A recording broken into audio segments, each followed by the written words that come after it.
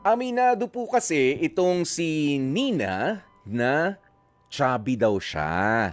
Ayan, medyo sobra sa timbang kaya mas pinili niya na lang na gumamit ng dating app sa pag-asang makakahanap din ng jowa. Ang kwento po nitong si Nina ay hindi niya raw kasi maiwasan na maging conscious pagdating sa kanyang physical appearance. Pero after nga po ng ilang taon na paggamit ng dating app, itong si Nina, nilakasan na raw po ang kanyang loob at nakipagkita na rin. Ha? Kahit na walang assurance sa kahihinatnan ng kanyang desisyon sa isang lalaki na nakilala niya nga online. Yun nga lang, iba pala ang kanyang inasahan kaya naman aminado siyang bumaba ang kanyang confidence. Itong si Nina, ano ba yung nangyari? Ano ba yung inaasahan, expectation nung lalaking yun? Kaya Nina, sige, kausapin na nga po natin mula sa Tarlac. Nina, magandang tanghali sa'yo. Nina? Hi po, good afternoon. Nina, maraming salamat ha sa lakas ng loob, okay, na makipag-usap naman din sa atin dito. Gusto ko lang malaman, ano naging diferensya doon sa pakikipagkita mo doon sa lalaki na nakilala mo online? Yes po, simula nung nagkita po kami, parang unti-unti na po siya naging nawalan ng gana, gano'n. Naging madalang na din po yung pagre-reply niya. Mhm. And for me, ang reason po kung bakit naging sure po ako na it's because of my physical appearance is wala naman po naging problema nung lumabas po kami. Actually, we really, maybe for me, but I'm really happy spending time Aha. with him noon. So, yun po.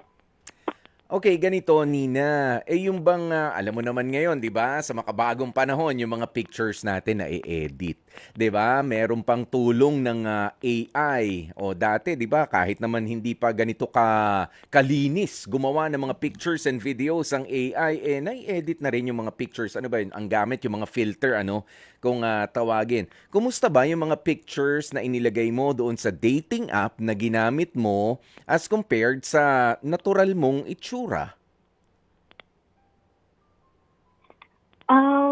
Well, I love wearing makeup po kasi. So, kapag Mhm. po nagpo-post ako ng mga photos, talagang naka-makeup po ako. Maybe that's why Mm. nakakala po nila talaga sobrang different lang itsura ko in person. Mm. Ang ibig sabihin mo dito, makeup, okay, naka-makeup ka, pero walang tulong ng mga filter sa cellphone. No, wala naman po. Wala Puro naman. mga camera lang naman off. Yeah. Alam mo kasi ito personal take din dahil meron akong friend na talagang iniba niya yung itsura niya at pupuwede na mangyari, eh. 'Di ba? Oo, na yung chubby talagang medyo nagiging anong tawag mo diyan, yung parang malabigas o malabutil ng bigas yung mukha, may mga gano'n sa technology natin. So ikaw naman, nagme-makeup ka, wala namang mali doon. And I guess nung nagkita kayo in person nitong manliligaw mo, ano, naka-makeup ka rin naman. So, kapag ka ganun, wala naman masyadong Mm, magbabago. Tama? yes. Yes po, pero sa mga kapag po kasi nagpo-post ako ng mga photo, Hmm. usually talaga, hanggang ano lang, hanggang chest yung Hmm. captured sa photo o mostly na lang po talaga face, gano'n. Mm. Pero Okay. Go ahead. yeah, pero lagi ko naman kapag po may mga nakakausap na ako, lagi ko naman sinasabi sa kanila kung ano po talaga itsura ko in personal. Hindi kaya Nina dahil sa alam mo na medyo sobra ka sa timbang, yung size mo ay voluptuous. Ayan ha, sabihin na lang natin voluptuous. Ay ikaw yung may nai-insecure? Baka naman busy lang naman itong ka-chat mo.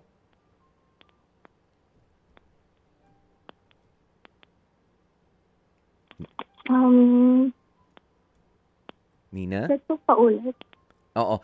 Okay. Yes Hindi, po. baka naman ikaw lang ang nag-iisip niyan. Baka meron ding binanggit naman sa'yo itong naka-date mo, di ba? Na okay naman talaga kayo. It's just that naging busy lang siya, medyo dumalang. Sabi mo nga dumalang yung mga chat niya. Ibig sabihin dumalang, hindi not necessarily hindi na siya interesado sa o talagang merong dating na medyo hindi na siya interesado sa Kapag ka nag good morning ka, wala nang sagot o kaya naman kapag ka nangumusta ka, K lang, ganun na lang yung mga reply as compared to before kayo nagkita na talagang parang excited pa siya, ang dami-daming mga sinasabi. Ganun ba yon? Before po kami magkita, okay naman po. I can tell na he's really interested po Mm. to nakilalanin pa ako. Pero yun nga po, nagkita kami, um, nung nakita ko po siya na nakatingin na sa akin, nakita ko kung paano po niya ako tingnan. And alam ko naman po yung tingin na yun. Sabi po nga nila, eyes don't lie. So I can really tell that he's really disappointed po. Pero nag-carried away pa rin po ako dun sa may date namin nung araw na yun. Mm. And yun nga po, after that, wala. Oh, eh, ibig sabihin ko, baka naman masyado mong binabasa yung gestures ng tao. Ha? Hindi kaya, Nina? Na inuunahan mo siya, ina-anticipate mo. Eh, syempre, first time yung mag-meet. Medyo kakaiba pa yung tingin. Hindi mo pa alam kung ano yung natural niyang paraan ng pagtingin sa tao. 'Di ba? Baka ikaw lang rin ang masyadong advanced na mag-isip. Ika nga. Ha? Eh kasi, Yeah. nagtuloy naman yung date nyo, di ba? Yes po. Oo, nung sabi mo, nung tinignan Um, ka, hinarap ka pa rin. Nag-usap kayo. Na-impress ka sa conversation ninyo. Kumusta yung naging conversation nyo noon? Masasabi mo bang dry? Or okay naman? okay naman po. Talagang tinry po talaga namin na i-ease up yung awkwardness po between us. Mm-mm. And para po makapag-usap po kami lalo, inaya na lang po niya ako na maglakad papuntang sakayan ng jeep para makilala pa po namin isa't isa. And akala ko po talaga na nagiging maayos yung flow ng date namin. Mm-mm. And kala ko po okay lang sa kanya na like, Nina? Nina? this is what I, Sorry? Nina? Anong sinasabi mo nga? Akala mo okay lang, pero hindi pala okay? Paano nangyari yon? Kasi yun mo. Hindi, ganito. Yun nga po kasi Nina, di ba nag-meet kayo? O, nagkita na kayo finally in person. So, meron kang pakiramdam na parang kakaiba yung tingin sa'yo. Parang na-disappoint ba siya? Parang ganoon. Di ba? Yun yung binabanggit mo kanina eh. Pero, hinarap ka niya pa rin, nakipag-usap. Ano ba, kumain ba kayo nito? Nagkape? yes po. Oo. O kumusta yung andar ng conversation ninyo? Tinuloy nyo ba yung mga kwentuhan ninyo doon sa chat ninyo? Was he trying to get to know you more? Masaya bang kausap? Ganon. Ano? Mostly, yeah. Masaya naman po siyang kausap. And mostly, ako po talaga nag-bring up ng topic kasi ayoko pong namamatay yung conversation namin kasi nga sobrang Yeah. awkward po. Oo. And also, one of the reasons kung bakit ko po nasabi na talagang pinakisamahan lang po niya ako, maybe out of basic human decency nung araw na yon, Oh. is after po nung araw na yun, nung pauwi na po ako, sinabi ko po sa kanya na thank you for today. Mm. And ang ina-expect kong sabihin niya is thank you din. Mm. Nawawala si Okay Nina. lang. Oo. Ganun. Paano? Sorry, medyo naputol yung sinasabi mo ron. Ano, ang ine-expect mo was thank you also. Na sasabihin, Hmm. opo, Bakit? Ano bang sinabi yung niya? parang gusto na lang po talaga niya akong magpa-only that day. Ano bang sinabi, Nina? Ano lang po, wala yun. Puro gano'n lang po yung sagot niya, wala yun. Wala yun. Okay. Sabi mo puro ganun. Ibig sabihin may iba ka pang Yes. sinabi. Ano pang iba mong sinabi after nung pagkakasabi niya, nag-thank you ka, sinabi niya, wala yun. Hmm. Ano pang sinabi mo? Bigla ka nag-sorry out of nowhere. Hindi naman po. Ay, Nung hindi. nag-goodbye na po kasi ako, nag-thank you ako, Hmm. ang sabi lang po niya is wala yun. Hindi ko na po inungkat doon and umuwi na lang po ako. And nung after a few days po, after nung paglabas, yun na po. First day pa lang. Ano? Wala na talaga yung dating interest na pinakikita niya. Nawala na. Ayan. Pero what made you think na tungkol yan sa timbang mo? Sa ano ba? Sa itsura? Sa timbang? Ano? Sa timbang siguro. Kasi as a plant early, talaga na Nina, medyo nagpuputol-putol yung linya mo, ano? Oo, medyo wala tayo naintindihan doon. Okay, kasi papaano mo naman masasabi na doon siya, well, merong iba naman mga nangyari. Bukod naman sa pagkikita ninyo ng personal, merong conversation. And di ba meron tayo, we know of people, I personally know of some people na kahit pa nga sobra o kulang na kulang sa timbang, pero if they can carry conversation, 'di ba? At maayos, magaan na kasama, walang problema. 'Di ba? Hindi mo basta-basta iiwanan. At yung iba nga ay may karelasyon naman. 'Di ba? Na hindi isisisi doon sa ganito kasi yung appearance ko eh. Oo, sorry ha, pero sasabihin nila mataba kasi ako eh. Hindi naman laging ganun. 'Di ba? Nina? yes po. Ganun, yung sa iba ganun din po ang case. Pero sa akin po kasi, wala naman po ako maisip na ibang dahilan. Kasi gaya nga po ng sabi ko kanina, naging okay naman po kami noon. Mhm. And after a few days po, nung paglabas na namin, naging cold na po siya. And nung tinatanong ko po siya kung bakit, Mm. wala naman po siyang masakit. Oo, sigurado ka ba There's no no wala kang mga reason why I became.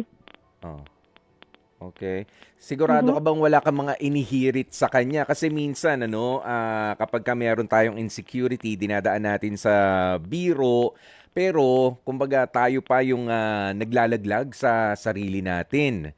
'Di ba? Baka naman sa mga sumunod na convo ninyo, kumbaga hindi niya na nga pwede kasi na hindi ko naman nakita na sobra ka sa timbang o yung physical appearance mo, nagustuhan naman kitang kasama. Pero ikaw naman din minsan nang ikaw yung pasok ng, hindi ka na nagre-reply, no? Kasi Um, ganito ako, no? Hindi mo nagustuhan yung nakita mo, no? Di ba minsan ganyan tayo sa mga conversation?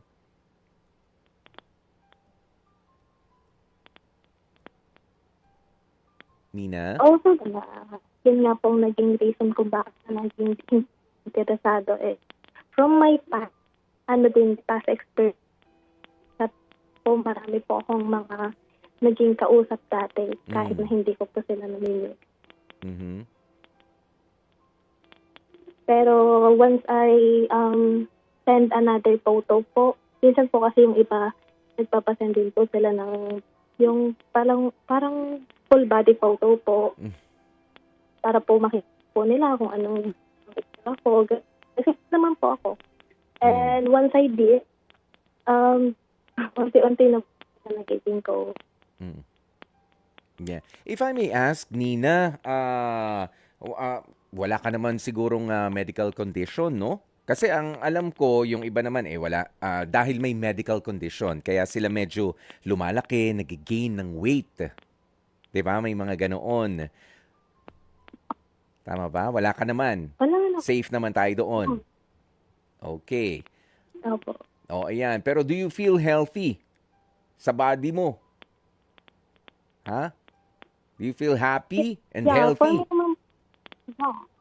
Yes po, for me, confident naman po ako Iyan. ngayon. Oo, mas doon ka na lang siguro mag-focus. Alam mo, Nina, alam ko na talagang medyo pagka-usapang physical appearance, medyo doon bumababa yung self-esteem mo. 'Di ba? Kahit pa nga sinabi mo sa akin na, yes, confident naman po ako, but really, no. I'm sorry, Nina. Minsan ganyan talaga yun eh. Kasi meron at meron naman na magmamahal. O meron at meron na makakakita ng ganda mo, ng kagwapuhan mo, 'di ba? Beyond yung itsura mo. Meron, 'di ba? O basta ikaw ay talagang yung Yeah. confidence mo, ay yung confidence mo ay natural, hindi pilit, yung walang itinatagong insecurity. 'Di ba? Kung ikaw naman Nina, nagawa mo na pala na mag-exercise, 'di ba? Magbawas ng timbang, mag-control sa pagkain. Sabi mo wala ka namang medical condition na nagdadagdag sa bigat mo, 'di ba? Sa katawan mo. Nagawa mo na ba lahat ng mga bagay na ito? Exercise, control Ah, sa yes pagkain, po. nagawa na rin. Yes. Oh, edi yan na yung Mhm. natural, 'di ba? Voluptuous na katawan mo, 'di ba? Wala kang dapat na wala kang Yes. dapat na ikahiya. Be confident. Hindi lamang sa sinasabi mo, maging confident ka sa ikinikilos mo. For as long as, sabi ko nga sa'yo, dapat ay ikaw rin ay healthy. 'Di ba? Yes. Mm. Ayan. Kaya ngayon po, para sa akin Mm. is, titignan ko na po yung pagda-dating app. Hintayin ko na lang po talaga kung dumating yung dapat dumating. Yes, oo. Ako naman, naniniwala na magkakaiba naman talaga tayo ng body type, 'di ba, Nina?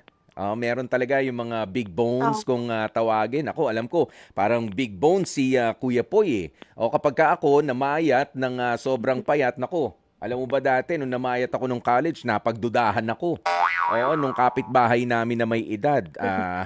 Kasi nga, kapag ka-college ka, di ba, sige-sige, ang dami-dami mga project, ganyan. Naku, iho. O baka naman ikaw ay nagbibisyo. Sabi ko, hindi naman ho. Talaga hong natatagtag lang sa biyahe. 'Di ba? Yung mga ganyan eh. Tapos nung panahon naman na medyo, alam mo na, medyo dumagdag rin yung timbang natin, paminsan-minsan hanggang ngayon. 'Di ba? Yung mga kaibigan natin sasabihin, mag-iingat ha. No, tumataas ang timbang, hindi na tama sa height mo, hindi na tama sa edad mo.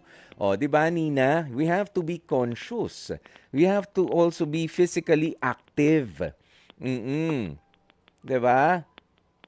Pero Yes. kailangan ba na masunod natin yung mga maninipis na mga model sa mga sa mga magazine na nakikita natin lalo na sa inyong mga babae? No, I don't think so. 'Di ba? For as long as you're healthy at happy ka diyan sa katawan mo, sinasabi ko sa hindi mo kailangan ng dating app. Meron at meron lalapit sa'yo. Nina, pwede bang makipagkaibigan sa'yo? Gusto kong makipagrelasyon sa'yo. And you're confident enough. Yan din ha, yung kanina, alam mo, yung binabanggit ko na, okay, sabi mo kasi, meron ka na mga nakachat noon, may mga nakilala ka, na pinagsesend ka pa ng picture. Huwag mo nang gagawin ulit yon ha. Yes. Aside doon sa ginusto mong i-post sa, anong tawag mo rito? Doon sa dating app na meron ka, ha Nina? Aside dun sa gusto mo lang at kailangan mo lang i-post, hindi mo naman obligasyon na mag-send pa ng picture na para ka nag-a-apply ng Ang pong gagawin. 'di ba? Para ka nag-a-apply ng trabaho o kaya parang nag-a-apply maging jowa, 'di ba Nina? Pinagse-send ka ng whole body picture. Huwag mo na uling gagawin 'yon, ha? Nina? Nina? Uy. Oo. Oh, alam niyo may diferensya yung linya ni Nina. Ayan, pero para doon sa mga katulad ni Nina kasi that's also a sign of ah, insecure ka eh. 'Di ba? O eto, mag-send ka nga ng picture, patingin. Sige na nga, parang it's a desperate move. 'Di ba? Kilos desperado 'yun para lang ano, para makakuha ng makakarelasyon, o anong tawag mo rito, 'di ba? Magustuhan niya kaya yung ganito na katawan ko, 'di ba? Wag na. O kung ano yung pinost mo, nag-makeup ka ron, o hindi ka naka-makeup doon, feeling mo maganda ka, yun yun. Yun yun. 'Di ba? Oo, pero sabi ko nga kanina, kaya tinanong din natin ito si Nina, baka namang grabe kasi ang pagkaka-filter. 'Di ba? Sabi niya, hindi ako gumagamit ng filter, Kuya Poy. Makeup lang. Mahilig ako mag-makeup. Yun na yun. Pero feeling ko yung timbang ko, 'di ba? Yung physical appearance ko, yun ang inaayawan sa akin ng mga nakikilala ko. Well then, kung yun pala ang hinahanap nila, hindi ka nila deserve. 'Di ba? Maayos ka naman makipag-usap, 'di ba? Nakikipagharap ka naman. Gusto mo talaga ng tunay na pakikipagkaibigan. Ang tunay na pakikipagkaibigan, hindi naman niya nagre-require ng kailangan maganda ka, ha? Kailangan tama yung timbang mo, ha? Ano ito? 'Di ba? Hindi maganda. Oo, hindi ganoon. Ha? Kaya dapat mas maging mature tayo sa pagkilala ng mga kakaibiganin natin o kaya makakarelasyon natin. Huwag tayong maging desperado. Ha? O eto, merong magbibigay ng advice. Ayan, para sa mga katulad nitong si Nina mula sa Midsayap sa Cotabato. Amanda, magandang tanghali sa'yo. Hello po. Magandang tanghali po. Ano ba may papayo mo dito kay Nina? Na medyo nagse-self-pity siya kasi talagang bumabaro yung confidence niya. Okay naman na sana, nag-date na, nga lang biglang halos nawala na raw yung ka-chat niya. Nakikinig po kanina, Kuya Poy, eh. Tama nga po yung sinabi mo na na dapat hindi niya parang ipilit yung sarili niya kasi ano namang mali sa ginawa niya. Parang nakipag-date lang naman siya. Umamin naman siya, maayos siya makipag-usap. Pero anong reason para ganun yung gawin sa kanya? Kaya ang mapapayo ko lang, Kuya Poy, don't settle for less talaga kasi dapat alam mo yung worth mo. Well, ayan din yung isang parang pangit kapag sa dating app kasi nga, syempre, doon kayo nagkakilala like online, hindi nyo talaga makikilala fully unless magkita kayo or what. Pero hindi dapat ganun yung reason or parang hindi ganun yung reaction yung gagawin kapag hindi mo na gustuhan yung nakipagkita ka, ganun. Kasi hindi mo naman alam kung anong meron doon sa pag-uusap niya tapos biglang ganun yung reaction mo pag nakita kayo. Parang nakaka-offend lang din talaga doon sa girl. Kaya ngayon, wag siyang mag-settle for less kapag makipag-date siya ulay ganun. Parang wag siyang ma-down, alamin niya yung worth niya, hindi porket ganyan siya, hindi na siya kamahal-mahal, parang ganon. Yan. Pero Amanda, di ba mas maganda nga yun? It's an opportunity for you na i-eliminate na itong mga, hindi ka naman pala tutuloy eh. Hanggang dyan ka lang pala eh. Di ba? Na kapag hindi na nag-chat, di ba? Nag-chat kayo, andaldal, nagkita kayo, tapos nung nagkita kayo, biglang nawala na. Di ba mas maigi? Okay. Medyo doon ka na sa likod o kaya, ano yun? Unmatch. Di ba? O kaya ganito, Kuya Poy, para mas ma-digest niya. Parang kung ngayon pa lang, hindi ka na niya matanggap, what more kapag naging kayo pa. Di sobrang sakit lang kasi naging kayo tapos ganun pala yung pagtingin niya sa'yo. Yun, di ba? At kahit pa nga gustong-gusto mo siya, kung ganyan pala ang ugali niya, kumbaga talagang napakababaw lang. Hindi nalalalim yan, malamang. Pero nagre-reply pa eh. Meron kayang chance yun? Nagre-reply pa daw, pero cold na nga. Ayun ang di natin alam. Baka ang nafe-feel niya na siya, parang He's just being nice. Parang Yung lalaki. nakakonsensya po, parang ganon. Oo, hindi man ako konsensya. He's just being nice. 'Di ba? Oh, Opo, nice lang ako ganon. pero hindi na ako interesado. 'Di ba? Ganun naman 'yon. Opo. Amanda, kumusta ba yung panahon dyan sa inyo? Ha? Okay naman kuya po. Wala naman pong ano ngayon. Ah, Pero hindi din po super mainit. Malamala. Malamala. Opo, ganon. Okay. O sige, happy weekend sa iyo dyan, ha? Si Amanda. Okay po. Oo, ng Cotabato. Thank you. Nakikinig sa atin online. Opo, at syempre, 33 minutes na makalipas ang alas 12 ng tanghali. Tuluyan na pong nawala sa linya natin. Ito ngang si Nina, no? Na kanina pa medyo na-delay din yung kanyang pakikipag-usap sa atin dahil nga po sa linya ng telepono. Dahil po siya ay nasa Tarlac pa. Ayan, itong si Nina. Pero Nina, maraming salamat. Ang maipapaalala ko lang sa'yo, ha? Maging confident ka at wag masyado. Maganda yung nakakabasa tayo ng tao eh. 'Di ba? Pero wag nating uunahan minsan na, sige, alam mo na, meron kang insecurity. Minsan, alam nyo, ako ganyan eh. Sa iba mga kakilala ko, wag mo nang sabihin, yung ihirit sa'yo ng gano'n. Wag mo nang sabihin, tabako na nga eh. Wala, hindi nga yun yung napapansin ko. I'm just happy to see you. 'Di ba? May mga ganun tayong mga kaibigan, 'di ba, na ang hirit. Kaya nako, mas ang pag-igihin natin ay kung ano, pagyamanin natin kung ano yung maganda sa atin. Mapagmahal tayong kaibigan, 'di ba? Sweet tayo na partner, ulirang ina at maasikasong ama tayo. 'Di ba? 'Yun ang pag-igihin natin kaysa naman sa Kuya Poy, hindi ko gusto yung ano ng skin ko eh, 'di ba? Yung kulay ng skin ko, yung timbang ko, medyo hindi doon ang focus. Ang focus doon na lang sa mas maganda kasi yun ang mas gusto ng mga tao sa'yo.